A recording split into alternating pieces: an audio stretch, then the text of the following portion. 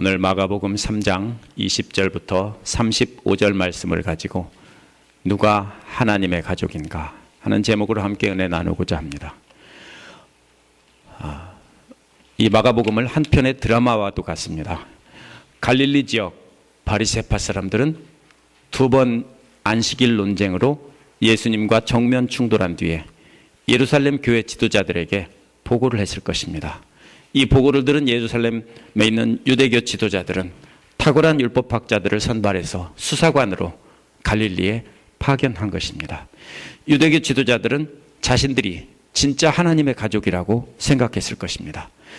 저들은 죄인들을 다 추려내서 버린 다음에 자신들만이 하나님의 가족이 되려고 했습니다.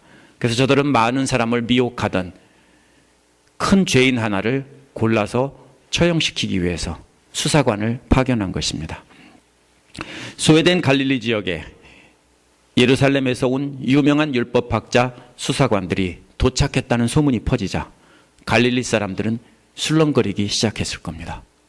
왜냐하면 보통 때는 이런 일이 없기 때문입니다. 예루살렘에서 수사관들이 파견됐다는 소문을 듣고 예수님 주변 사람들은 긴장하기 시작했습니다. 제일 먼저 긴장한 사람들은 예수님의 제자들입니다. 예수님이 신성모독죄로 처형이 되면 자신들이 위험하기 때문입니다. 또 긴장한 사람들은 예수님의 가족들입니다. 육신의 가족들입니다. 당시는 가족 중심의 공동체 사회였기 때문에 예수님이 신성모독죄로 처형이 되면 그 가족들에게도 심각한 위기가 오는 것입니다. 예수님을 둘러싼 이러한 이해관계에 대해서 예수님은 모든 사람을 두 부류로 분류합니다. 한 부류는 용서받을 수 있는 죄인들, 또 한 부류는 용서받을 수 없는 죄인들입니다. 물론 용서받지 못할 죄를 지은 사람들은 절대로 하나님의 가족이 될 수 없습니다. 그러나 용서받을 수 있는 죄인들이라고 해서 다 하나님의 가족이 되는 것은 아니라는 것입니다. 이러한 갈등을 통해서 예수님은 누가 진짜 하나님의 가족인지 오늘 말씀을 통해서 가르치고 계십니다. 그래서 오늘 말씀을 통해서 우리 중에 누가 진짜 하나님의 가족이 될 수 있는지, 어떻게 하면 진짜 하나님의 가족이 될 수 있는지 알아보는 시간을 갖고자 합니다. 첫 번째로 20절에서 22절에는 예수님을 잡으려는 사람들이 나옵니다. 원문에서 20절은 그가 집으로 갔다라는 말로 시작합니다. 그가 집으로 갔다. 개역이나 새번역 모두 들어갔다라는 말로 번역했지만 이것은 1장 21절에 회당에 들어가서라는 말과는 다른 말입니다. 회당에 들어가서라는 말은 회당 건물 안에 들어갔다는 뜻입니다. 하지만 여기서는 건물 안에 들어갔다는 것을 강조하는 말이 아니라 그냥 집에 갔다 이 말입니다. 그냥 집으로 갔다 라고 번역해야 합니다. 산에 오르셔서 12제자를 세우신 예수님은 이제 집으로 가신 겁니다. 그라는 말은 예수님이 분명합니다. 원문에는 예수님이 아닌데 여기에서 그라는 말을 예수님이라고 고쳐 번역한 것입니다. 그런데 예수님 혼자 집으로 가셨다라고 되어 있는데 이게 말이 잘 안 됩니다. 그래서 어떤 초기 사본에서는 이렇게 기록했습니다. 그들이 집으로 갔다. 이렇게 복수로 고쳐놨습니다. 히를 대의로 고쳤습니다. 이 필사자들은 바로 앞에 제자들이 나오기 때문에 제자들과 함께 있었는데 예수님 혼자 집으로 갔다라고 하면 말이 안 된다고 해서 히를 대의로 고쳤습니다. 물론 제자들도 함께 갔을 것이라고 저도 생각합니다. 하지만 마가가 실수한 것은 아닙니다. 왜 그러냐면은 마가는 하나님이신 예수님께서 하나님의 가족들이 있는 집으로 들어가셨다, 임하셨다 이 말입니다. 그것을 강조하기 위해서 그분이 가셨다. 그분이 하나님의 집으로 임하셨다. 이걸 강조하기 위해서 마가는 제자들을 빼고 그라고 한 것입니다. 그런데 이 집은 사실 예수님의 집이 아니라 시몬의 집입니다. 시몬 베드로의 집입니다. 시몬의 집에 거하시며 제자들을 훈련시키고 나가서 하나님 나라를 선포하셨기 때문에 시몬 베드로의 집을 예수님의 홈으로 선포하고 있는 것입니다. 최근 번역된 영어 번역들은 이것을 홈을 하우스라고 고쳐놨습니다. 좀 객관적으로 번역해야 된다 해서 하우스라고 번역해놨는데 대부분 영어 번역들은 홈이라고 번역했습니다. 저는 어떻게 생각하냐면요, 마가의 의도에 따르면 홈이라고 번역해야 옳습니다. 하우스 빌딩이 아닙니다. 이 집은 이제 새로운 예수님의 가족들이 함께 거하면서 하나님 말씀을 배우는 예수님의 가정입니다. 새로운 가정입니다. 그런데 무리들이 다시 모여들었습니다. 이 무리들은 앞에서 나온 갈릴리 사방에서 모여든 무리들입니다. 얼마나 많은 무리들이 몰려들었는지 음식 먹을 시간조차 없었다, 이렇게 말합니다. 이 무리들은 분명히 병들었거나 귀신 들린 사랑하는 사람들을 데리고 예수님 앞에 나왔을 것입니다. 이 무리들을 치료해주고 귀신을 쫓아내주기를 원해서 몰려왔을 것입니다. 그러나 예수님은 역시 가르치시고 또 치료하시고 귀신을 쫓아내는 일을 하셨을 겁니다. 그 중에서도 가르치는 일을 제일 먼저 하셨을 것입니다. 뒤에서도 설명하는 내용을 보면 가르치고 계신 모습이 나오기 때문입니다. 가르치신 후에 병든 자와 귀신 들린 자를 치료해 주셨을 겁니다. 그런데 그 사람이 너무 많아서 음식 먹을 시간조차 없었다는 것입니다. 22절에 예수의 가족들이 소문을 듣고서 라는 말이 나옵니다. 원문은요, 단순히 그 옆에 있는 사람들이 듣고서, 이런 말입니다. 가족이라는 말은 없어요. 물론 그라는 말은 예수님이 분명합니다. 하지만 그의 옆에 있는 사람이 누구냐 하는 것은 가족인지 아니면 다른 사람인지 분명하지 않습니다. 그래서 개역 성경은 친속이라고 번역했습니다. 가족이 아니고 친속. 개역 개정은 친족이라고 번역했습니다. NASB는 원문 그대로 His own people 이라고 썼습니다. His own people. 그 옆에 있는 사람들. 원어를 직역한 것입니다. NASB에는 When his own people heard of this 이렇게 되어 있는데요. of this는 원어에 없는데 영어에서는 목적어나 이런 게 있어야 되기 때문에 덧붙여 놓은 겁니다. 먼저 이 말이 가족을 가리킨다라고 번역하고 주장하는 사람들은 31절 때문입니다. 이렇게 해석하는 사람들은 오늘 본문을 샌드위치 구조라 이렇게 설명을 합니다. 오늘 본문의 핵심은 스스로 하나님의 가족이라고 자부하던 예루살렘에서 온 율법학자들과 예수님 사이의 충돌입니다. 근데 그 중심 사건을 감싸고 있는 것이 21절과 31절인데 그것이 가족이라는 것입니다. 가족이라는 말로 21절에서 시작하고 31절에서 이렇게 끝맺어서 샌드위치로 마가가 만들었다, 이렇게 주장을 합니다. 그렇기 때문에 처음에 나온 그 옆에 있는 사람들이란 예수님의 육신의 가족을 가리킨다, 이렇게 많은 사람들이 해석합니다. 그런데 이것은 글로 기록하는 현대의 문학적인 기법을 가지고 말로 전달하던 고대의 전달 양식을 분석했기 때문에 실수한 것입니다. 이들은 1세기 청중들도 문자를 가진 책을 들고 전후를 살피면서 비교하면서 읽었다, 이런 전제를 가지고 이 본문을 그렇게 분석한 것입니다. 하지만 1세기 마가복음을 듣던 청중들은 책이 없었습니다. 원래 목격자들이 말로 증언하던 것을 목격자들이 죽자 글로 기록해서 예배 인도자가 책 하나 가지고 읽어준 겁니다. 읽어줬다고 하지만 사실은 실제로 목격자들이 증언을 그대로 말하듯이 전달한 것입니다.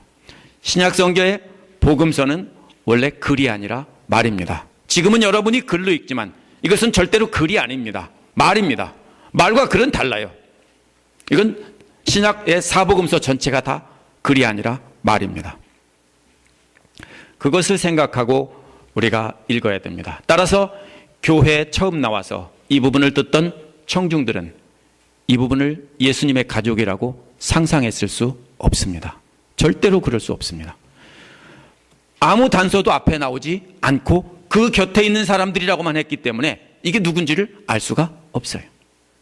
마치 드라마나 영화에서 어떤 복선이 깔려서 미리 살짝 알려주지만 그 당시엔 알지 못하고 드라마나 영화가 다 끝나고 나면 그 장면이 그것을 암시하는 것이겠구나, 이렇게 생각할 수는 있습니다.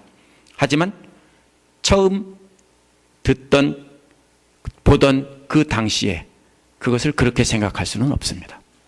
왜냐하면 이 말은 원래 가족을 가리키는 말이 아니었기 때문입니다. 이 말의 문자적인 뜻은 그 곁에 있는 사람들입니다.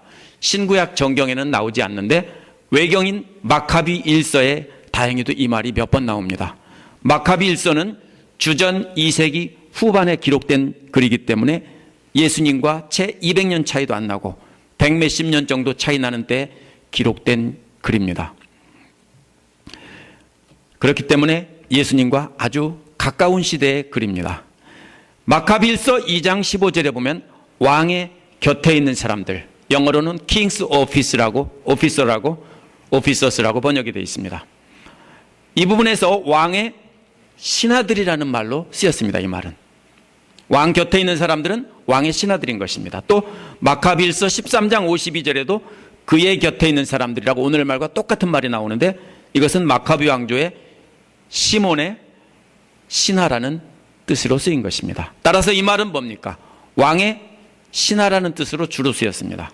예수님과 가까운 시기에 살았던 또 한 사람의 글이 있습니다. 유대인 역사가 조세푸스가 Antiquities of Jews라는 책을 썼습니다. 이 책을 한국말로 번역한다면 유대인들의 옛날 일들, 유대인들의 옛날 역사들 이런 뜻입니다. 조세푸스가 93년에서 94년경 도미티안 황제 때 이 기록을 남겼다라고 사람들이 말합니다. 그 1권의 193절에 보면 모든 그의 곁에 있는 사람들이라고 해서 오늘 말과 똑같은 말이 나옵니다. 근데 이것이 무슨 뜻이냐면요. 그 내용을 보면 창세기 1장 23절과 같은 내용입니다. 이 표현이 나온 부분만 번역하면 이렇게 됩니다. 그리고 그의 곁에 있는 모든 사람들과 그의 아들 이스마엘이 그날 할례를 받았다. 영어로 번역한 사람들은 이 말을 역시 패밀리라고 번역했지만 역시 실수한 것입니다. 패밀리가 절대로 아닙니다. 오늘날 가족이라는 뜻이 아닙니다. 창세기 1장 23절을 찾아보면 가족이라는 말이 없습니다. 거기에 뭐라고 되어 있습니까? 아브라함의 집에 있는 종과 모든 사람들, 이게 누구냐면요, 아브라함의 종과 종의 자녀들을 말하는 거예요. 이 사람들은. 따라서 이 말은 왕이나 족장들의 부하들을 가리키는 말입니다. 가족이 아닙니다. 후에 예수님 시대에는 코인의 그리스어에서는 친밀한 관계에 있는 사람들이나 가족들이나 친척들을 가리키는 말로 쓰기도 했지만 이 말은 원래 그런 말이 아닙니다.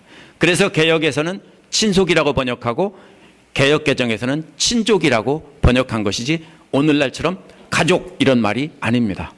그렇다면 당시 마가복음을 듣던 1세기 청중들은 누구를 떠올렸을까요? 예수님 곁에 있는 부하들. 누굽니까? 그럼 제자들입니다. 듣던 청중들은 분명히 제자들이라고 들었습니다. 바로 앞에 나왔던 제자들과 바로 이어지는 말이 그의 곁에 있는 사람들이라는 22절의 말이기 때문입니다. 이 부분까지 들었을 때는 청중들은 예수님의 부하들인 제자들을 떠올렸습니다. 우리도 1세기 청중이 돼서 드라마를 보듯 그렇게 오늘 본문을 순서대로 읽어야 됩니다. 왔다 갔다 하지 말고. 드라마나 이야기라면 아직 방영되지 않은 뒷부분을 알고 연결해서 읽을 수 없습니다. 여기까지 그냥 읽으면 이것은 분명히 예수님의 부하들입니다. 본문의 상황을 한번 생각해 보겠습니다. 새로 예수님과 제자들이 집이 된 이 집 앞에 또다시 셀 수 없는 많은 사람들이 모여들었습니다. 본문에 나와 있지는 않지만 예수님은 건물 안에 계신 것이 아니라 건물 밖에 나와서, 물론 그 집의 영역이겠죠, 많은 사람을 가르치고 치료해주고 귀신을 쫓아내줬을 겁니다. 근데 너무 많은 사람들이 있어서 음식을 드실 시간도 없이 그렇게 계속했다는 것은 아마 한나절 이상 오랜 시간을 그렇게 했을 것입니다. 새 번역에서는 예수가 미쳤다는 소문을 듣고서 이렇게 됐는데 잘못 번역한 것입니다. 원어에는 그의 곁에 있는 사람들이 듣고서 이렇게만 되어 있습니다. 미쳤다라는 말은 거기에 없고 맨 뒤에 붙어 있어요. 미쳤다라는 말은 21절 맨 뒤에 나오기 때문에 듣고서라는 말과 연결이 안 됩니다. 바로 20절 앞에 나와 있는 집에 가시니나 아니면 음식을 먹을 겨를이 없었다라는 말을 들었다는 얘기입니다. 둘 중에 하나입니다. 만약 예수님을 잡으러 온 사람들이 예수님의 친족들이었다면 집에 가시니라는 말을 듣고서 그 위험한 믿음의 가족들이 있는 집에서 친족들이 거하는 안전한 육신의 집으로 옮겨 놓으려고 하는 것입니다. 저들은 예루살렘에서 온 수사관들이 예수님을 조사하러 왔다는 소식을 들었기 때문에 저들은 모여서 예수님을 데려다가 안전한 육신의 집으로 옮겨놓고 더 이상 그런 사역 못하게 막아서 예수님을 살리려고 하는 것입니다. 만약 육신의 가족들이 음식 먹을 겨를도 없이 정신없이 사역하던 예수님의 소문을 듣고 왔다면 이들은 역시 저렇게 육신의 가족은 돌보지 않고 저렇게 무리들만 돌보다가 역시 신성모독죄로 잡혀 죽을까 봐 염려해서 그렇게 되면 자기들에게 큰 불명예가 되기 때문에 예수님을 데리러 온 것입니다. 예수님을 잡으러 온 사람들이 제가 앞에서 설명한 것처럼 예수님의 제자일 수도 있습니다.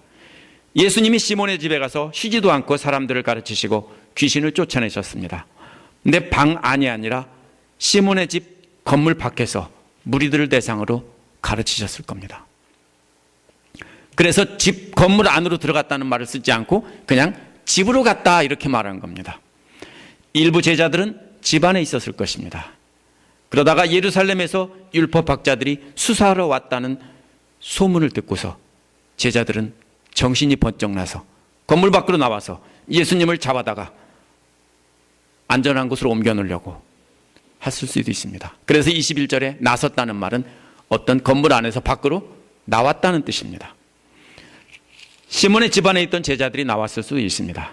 미쳤다는 말은 문자적으로요, 바깥에 둔다라는 말입니다. 보통 사람들이 경악할 정도로 깜짝 놀랐을 때 주로 쓰는 말입니다. 때로는 미쳤다는 때도 쓰기는 했습니다. 고린도후서 5장 13절에 바울은 우리가 미쳤어도 하나님께 미쳤다 할 때 이 말을 쓰긴 했습니다. 하지만 복음서에서는 대부분 다 경악했다, 깜짝 놀랐다, 기절할 만큼 놀랐다, 이때 쓰인 말입니다. 마가복음 2장 12절, 5장 42절, 6장 51절 다 경악할 정도로 놀랐다 이렇게 쓰였습니다. 이 말의 문자적인 뜻은 너무 놀라서 그 영혼이 몸 밖에 나가서 옆에 서 있었다는 뜻입니다. 그 밖에 있었다는 것은 우리말에 뭐란 말이 있습니까? 넋나간 사람처럼, 이런 말과 비슷한 말입니다.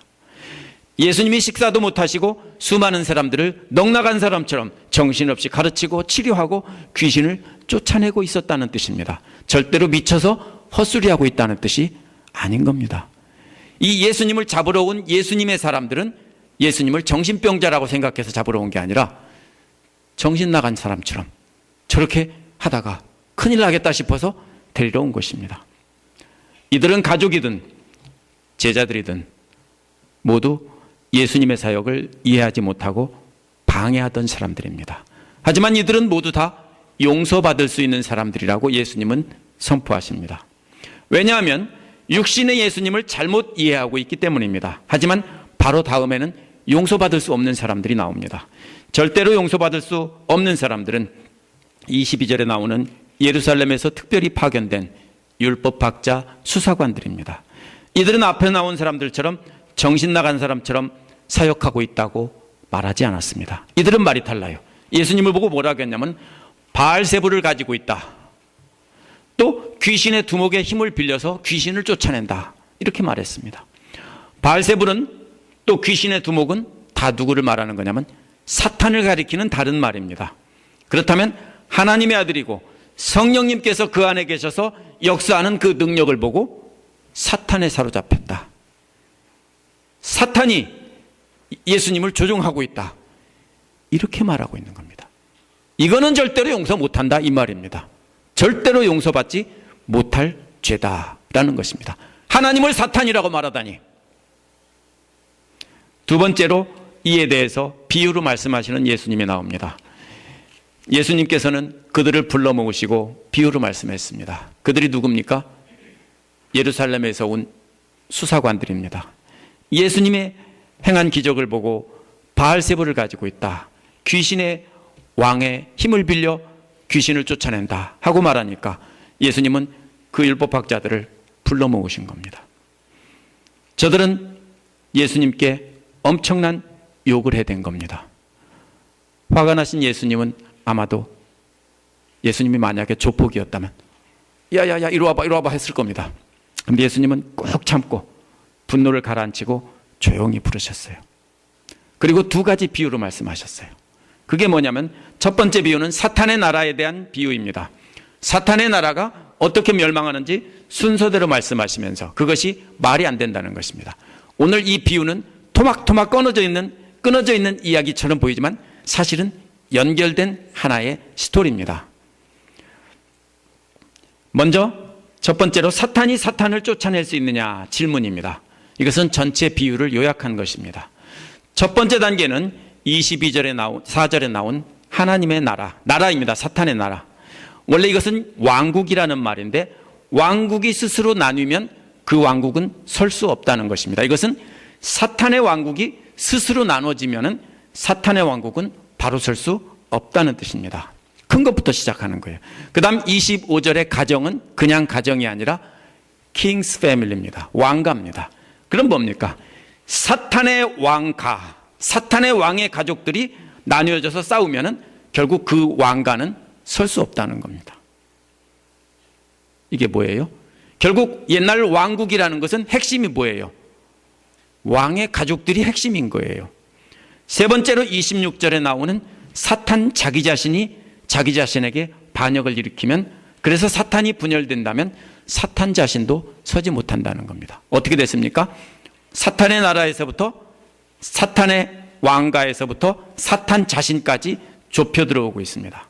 그런데 여기서 서지 못한다는 말은 점점 약해져서 결국은 나중에는 서지 못할 것이다 이런 뜻입니다. 그래서 결국은 사탄은 그렇죠. 끝장이 날 것입니다. 이처럼 사탄 스스로 대적해서 스스로 붕괴된다는 것은 말이 안 된다는 것입니다. 하지만 이는 또 다른 의미를 가지고 말씀하실 거예요. 예수님의 사역을 통해서 사탄의 왕국은 그렇게 끝난다는 거예요. 너희들은 나를 사탄이라고 하지만 사실은 너희들이 사탄인데 너희들의 사탄의 나라가 분열하고 왕가가 분열하고 또 사탄 자신이 분열해서 결국은 끝나게 된다. 이 말씀을 간접적으로 하시는 거예요. 여기서 끝장이라는 말은요 앞에다 둬가지고 강조하고 있어요. 완전히 끝장나서 결국 사탄은 멸망하게 된다는 것입니다. 그런데 두 번째 비유가 27절에 나옵니다. 강한 자의 비유입니다. 27절은 그러나라는 말로 시작합니다.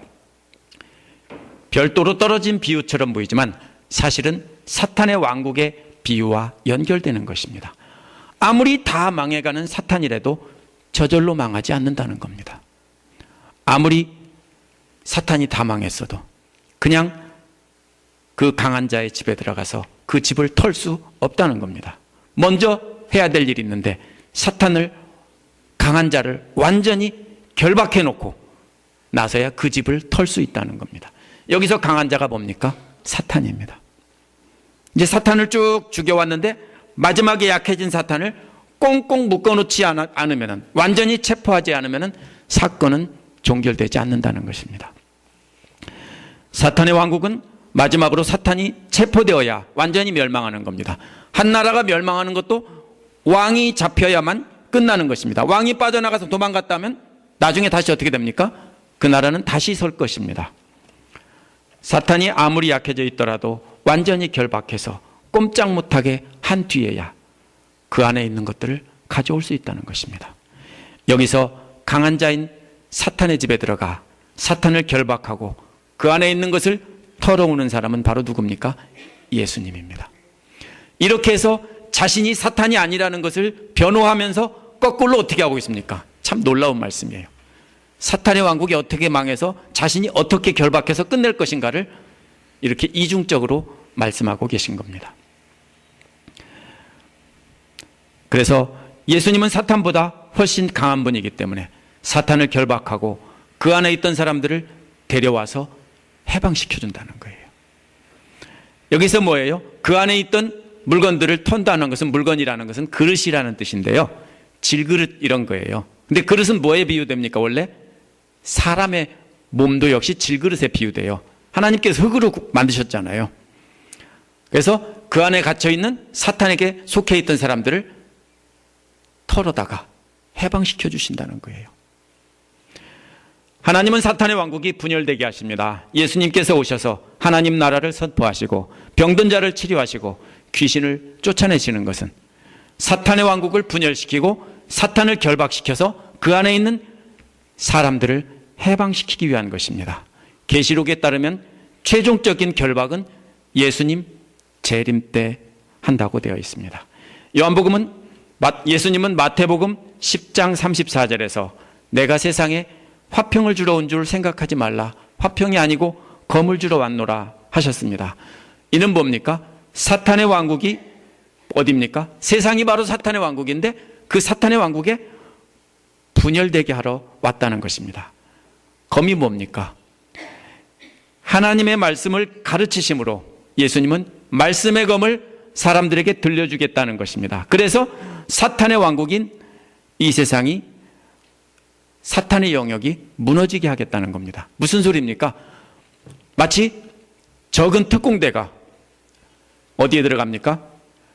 적진에 들어가서 갇혀있는 포로들에게 감옥을 부수고 그들에게 날선 검을 나눠주고 그들을 통해서 거기를 뒤집는 것과도 같은 게릴라전입니다. 그래서 마지막 또 마태복음 10장 35절에 보면 사람의 원수가 자기 집안 식구다 라고 말씀하신 것도 결국은 집안에서부터 사탄의 왕국은 분열돼서 무너지기 시작한다는 뜻입니다. 그래서 예수님은 사탄을 완전히 결박하시기 위해서 이 땅에 오셨다 이렇게 선포하고 계신 겁니다. 이제 예수님은 자신을 고발하러 온 예루살렘에서 온 율법학자 수사관들을 거꾸로 고발하십니다. 내가 진정으로 너희에게 말한다. 이 말은 항상 자신이 하나님이고 하나님의 말씀을 선포할 때 쓰던 말입니다. 28절에서는 용서받을 수 있는 죄가 무엇인지 말하고 있습니다. 용서받을 수 있는 죄가 두 가지로 나옵니다. 먼저 사람들이 짓는 모든 죄라는 것은 인간 서로에 관한 죄를 말합니다. 서로 죽이고 미워하고 해를 끼치고 하는 모든 것이 그 죄입니다. 그 다음에 나오는 모든 비방이라는 것은 유대교 율법에서 하나님을 향한 주요한 범죄를 말하는 것입니다. 그렇다면 사람에 대한 범죄나 하나님에 대한 율법을 어겨서 비방을 받는 그 범죄나 다 용서된다는 겁니다. 용서받지 못하는 죄는 하나도 없다는 겁니다. 그러나 초점은 용서받지 못하는 죄가 없다는 데 있지 않습니다. 29절에 딱 한 가지 예외가 나옵니다. 다 용서된다. 어떤 죄도 사람을 비방하건 하나님을 비방하건 다 용서된다. 근데 딱 한 가지 예외는 뭐냐? 성령을 비방하는 죄. 그것은 영원히 용서받지 못한다는 것입니다. 29절에 영원이라는 말이 두 번이나 나옵니다. 절대로 용서받지 못한다는 것입니다. 이는 예수님을 고발해서 하나님을 모독한 죄로 죽이라고 대제사장이 파견한 수사관들에게 거꾸로 말씀하신 겁니다. 저들은 성령님을 바알세불이라고 하고 귀신의 왕이라고 했기 때문입니다. 성령님을 사탄으로 몰아세웠기 때문에 저들의 죄는 영원히 용서받지 못한다는 것입니다.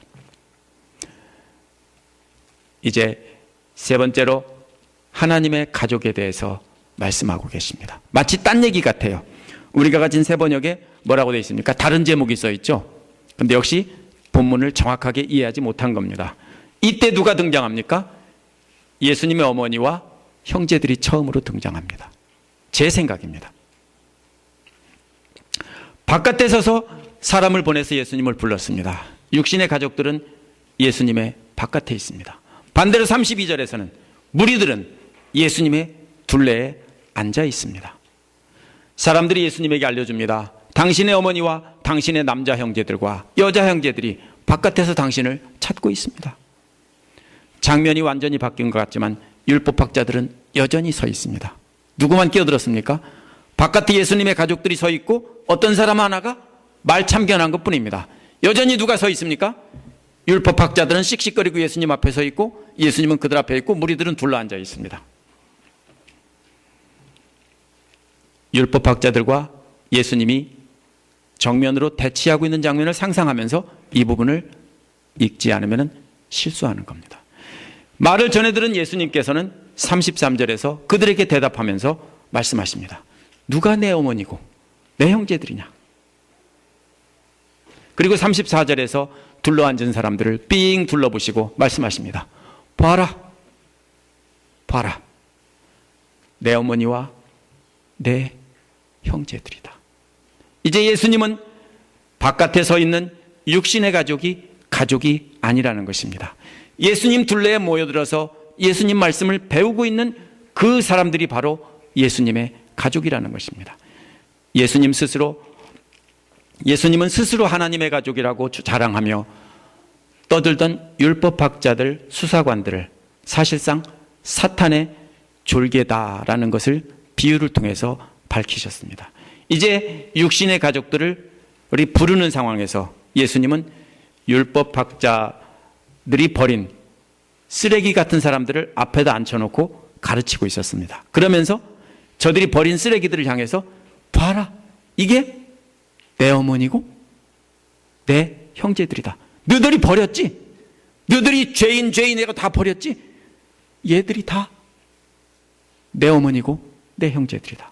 어떻겠어요? 그 말을 들었던 율법학자 수사관들이 쭉 서 있으면서 어떻겠어요? 갈릴리는 상종 못한 사람들이 살던 곳이에요, 사실은요. 근데 봐라, 내 어머니고 내 형제들이다. 너희들이 이 사람들 다 죄인이라고 다 버렸잖아. 이 사람들이 하나님 내 가족이야. 이렇게 말하고 있는 겁니다. 율법학자 수사관들은 분노해서 얼굴이 붉어지다 못해 흑빛이 되었을 것입니다. 예수님은 대적들에게 비유로 말씀하셨습니다. 그리고 사탄에게서 빼앗아온 무리에게 누가 가족인지 분명히 말씀하셨습니다. 예수님 앞에 앉아있는 무리들은 사탄에게서 빼앗아온 그런 무리들입니다. 이제 35절에서 지금까지 하신 말씀을 정리해서 결론을 맺고 있습니다. 35절의 원어에 왜냐하면이라는 말이 있습니다. 왜냐하면, 왜 예수님 둘레에 앉아있는 너희들이 쓰레기 취급한 사람들이 예수님의 가족이냐 하면 이 말입니다. 예수님께서 분명히 자신의 둘레에 앉아있는 자신의 말씀을 듣고 있는 사람들을 향해 새로운 가족이라고 선포하셨습니다. 그런데 35절에서는 뜻밖에도 말씀을 듣고 있는 사람이 아니라 하나님의 뜻을 행하는 사람이 누구나 나 내 형제요 어머니다, 이렇게 말씀하셨습니다. 이게 무슨 소리예요? 그러면 이 버림받은 사회 쓰레기 같은 이 사람들은 뭐라고 생각해요? 처음에는요, 우리들이 하나님의 가족인가 보다, 예수님의 가족인가 보다 좋아했을 겁니다. 근데 예수님은 아니라고 그래요. 이 사람도 아닙니다. 이 사람도 아닙니다. 용각사는 소리가 나지 않습니다. 이런 선전 알죠? 이것도 아니고 저것도 아니라는 거예요. 누가 그래요 그러면요? 율법을 잘하는 율법학자들? No. 예수님 앞에 쭉 앉아있는 사람들 다? No. 뭐예요? 누구든지 듣고 행하는 사람은 내 형제와 자매요 어머니다. 마태복음 7장 24에서 27에서도 예수님은 반석 위에 지은 집과 모래 위에 지은 집의 비유로 말씀하셨습니다. 그 핵심은 듣고 행하는 자와 듣고도 행치 않는 자를 비교한 것입니다. 예수님은 예수님 앞에 앉아 있는 사람들이 바로 자신의 가족이라고 말씀하셨습니다. 그 사람들은 전부 안심이 되었을 겁니다. 그러나 마지막으로 한마디 탁 덧붙였는데 그것이 가슴을 푹 찌릅니다. 그게 뭡니까? 충격을 받았을 겁니다. 말씀을 듣는다고 다 하나님의 가족이 아니라 말씀을 듣고 행하는 자가 진정한 자신의 가족이다. 즉 하나님의 가족이다, 이 뜻입니다. 예수님이 자신의 가족이라고 선포한 사람들은 바로 하나님의 가족입니다. 왜냐하면 예수님은 자신의 뜻이 곧 하나님의 뜻이고 자신이 곧 하나님이라고 늘 말씀하시기 때문입니다. 예수님께서 무리 중에서 듣는 자들을 골라내셨습니다. 듣는 자 중에서 이제 또 행하는 자를 다시 골라내신 겁니다. 그래서 누구든지 듣고 행하는 자만이 하나님의 가족이다. 이렇게 선포하고 있는 겁니다. 오늘 말씀을 정리해 봅니다. 누가 진짜 하나님의 가족입니까? 유대교 지도자들과 바리새파 사람들은 율법을 철저히 지키는 자신들이 진짜 하나님의 가족이라고 생각했습니다. 그래서 저들은 하나님의 가족에 하나님의 가족이 아닌 사람들이 섞여 있으면 더럽다고 해서, 정결하지 못하다고 해서 다 골라서 버린 것입니다. 쫓아내고 죽이고 했습니다. 마지막에는 예수님까지도 사탄의 앞잡이라고 해서 죽이려고 했습니다. 그러나 예수님은 저들은 하나님의 가족이 아니라 성령을 모독한 용서받지 못할 죄인일 뿐이라고 하나님 나라 법정에 최고형 판결을 내렸습니다. 영원히 용서받지 못할 법정 최고형이다, 이 소리입니다. 역사는 계속 반복되고 반복됩니다. 이러한 성경 말씀을 읽고 보고 가르친 기독교 지도자들이 교회 역사를 보면 똑같은 실수를 합니다. 역사는 반복됩니다. 교회 역사를 보면 바리새인들의 잘못을 가르치던 수많은 종교 지도자들이 똑같이 바리새인들이 돼서 사람들을 정죄했습니다.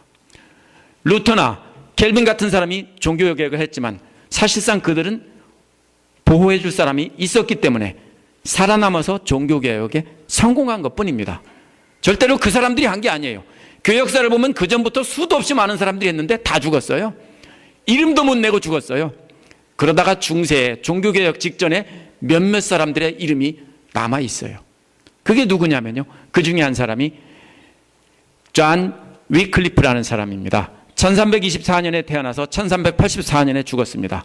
교황의 저항이라는 글을 발표하고 성경 말씀에서 벗어난 성직자들을 비판했습니다. 근데 위클리프가 죽은 뒤에 30년 뒤에 위클리프의 모든 저서를 불태울 것을 명령했고 뼈를 파내서 화형에 처하고 가루를 만들어서 강물에 뿌렸습니다. 우리나라 말로는 뭡니까? 부관 참시를 당한 겁니다. 또 있습니다. 존 후스라는 사람이 그 뒤를 이었는데 1369년에 태어나서 1415년에 죽은 사람입니다. 이 사람은 교황이라고 성경에 어긋난 교리를 만들 수 없고 잘못된 교황의 지시에는 순종할 필요가 없다라고 주장해서 이단자로 몰려서 화형을 당했습니다.